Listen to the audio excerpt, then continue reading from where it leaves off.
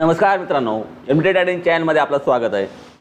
अवकाळी पावसामुळे बऱ्याचशा शेतकऱ्यांच्या शेती पिकांचं नुकसान झालेलं आहे। आता या शेती पिकाचं नुकसान झालं आणि ज्या शेतकऱ्यांनी आपला पीक विमा उतरवलेला आहे त्या शेतकऱ्यांनी आपल्या पिकाचे नुकसान झाल्याची तक्रार पीक विमा कंपनीकडे करणं आवश्यक असतं। जर ही तक्रार केली तरच आपल्याला पीक विमा योजनेअंतर्गत जो निधी वितरित केला जातो किंवा जी आर्थिक मदत केली जाते तरच ती वितरित केली जाते। त्यामुळे ही तक्रार करणं अत्यंत आवश्यक आहे। आता ही तक्रार कशी करायची याबद्दलची माहिती आपण याच्या आधीच्याही व्हिडिओतून घेतली होती, परंतु सद्यस्थितीमध्ये आता सध्या ॲपमध्ये काही बदल करण्यात आलेला आहे। या बदलामुळे अनेक शेतकऱ्यांना तक्रार करताना विविध अडचणी निर्माण होत आहेत।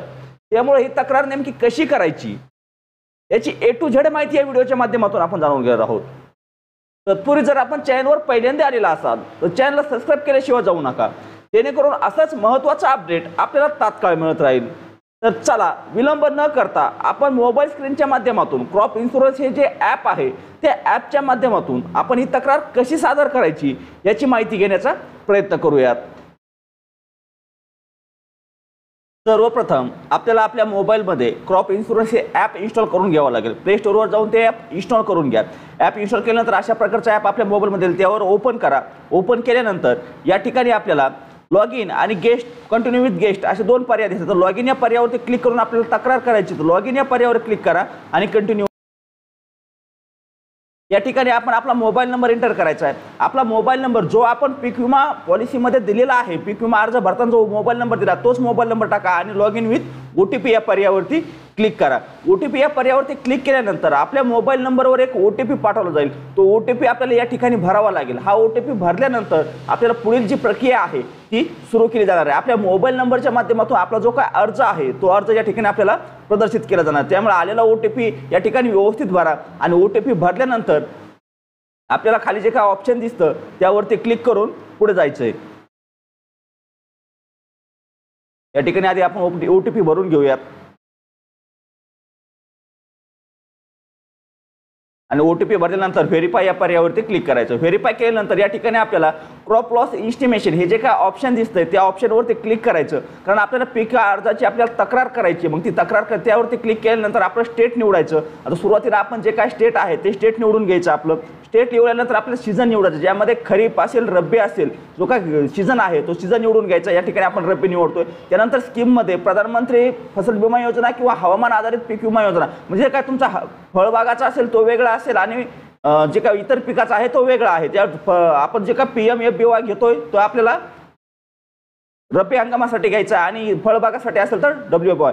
त्यानंतर आपली जी काय पॉलिसी आहे ती पॉलिसी या ठिकाणी दाखवली जाते। पॉलिसी दाखवल्यानंतर आपलं पीक दाखवलं जातं, त्या पिकावरती क्लिक करायचं आणि प्रोसीड या पर्यायावरती क्लिक करायचं। आता प्रोसीड या पर्यायावरती क्लिक केल्यानंतर आपल्याला या ठिकाणी काही परवानगी मागितली जाईल, ती परवानगी लोकेशनची परवानगी मागतात ते देणं आवश्यक आहे। त्यानंतर आपली क्रॉप लॉस लेवल म्हणजे काय तुम्ही करता, इंडिव्हिज्युअल फार्मर किंवा मल्टिपल फार्म। तर इंडिव्हिज्युअल फार्मचे करतोय, स्टँडिंग आहे किंवा हार्वेस्टेड आहे, तुमचं पीक कोणत्या अवस्थेत आहे ती अवस्था निवडायची आहे। त्यानंतर इव्हेंट निवडायचं म्हणजे कशामुळे तुमचं नुकसान झालंय, अनसिजनल रेन असेल काय असेल ते निवडा। त्यानंतर आपलं कधी नुकसान झाल्याची तारीख निवडायची। त्यानंतर वेळ निवडायची की कोणत्या वेळेस हे नुकसान झालंय आणि क्रॉप लॉसचं जे काय पर्सेंटेज आहे, जे काय टक्केवारी आहे, किती पद्धतीत पर्सेंटेजमध्ये तुमचं नुकसान झालं ते नुकसान निवडायचं आणि खाली जो काय फोटो आहे त्या फोटोवरती क्लिक करून आपल्या जे काय नुकसान झालेल्या पिकाचा फोटो आहे तो फोटो निवडायचा आणि ओके या पर्यायावरती क्लिक करून तो फोटो अपलोड करून घ्यायचा। आता फोटो अपलोड केल्यानंतर खाली आपल्याला आणखी एक ऑप्शन दिसतं ॲड कमेंट। या ॲड कमेंटच्या माध्यमातून आपल्याला जे काय आपल्या काही तुम्हाला इतर माहिती द्यायची असेल ती देऊ शकता किंवा नाही दिली तरी सुद्धा या ठिकाणी चालू शकते। ती भरणं आवश्यकच आहे असं काही नाही आहे। जर असेल तर भरा, नसेल तर काही भरलं तर चालतं, नाही भरलं तरी सुद्धा चालतं। त्यानंतर सबमिट या पर्यायावरती क्लिक करायचं। सबमिट या पर्यायावर ज्यावेळी तुम्ही क्लिक करता त्यावेळेस आपली सर्व माहिती सबमिट केली जाते आणि आपल्या समोर आपला डॉक्युमेंट ID प्रदर्शित केला जातो। या पद्धतीने आपण तक्रार कशी करायची याची सविस्तर माहिती घेतली।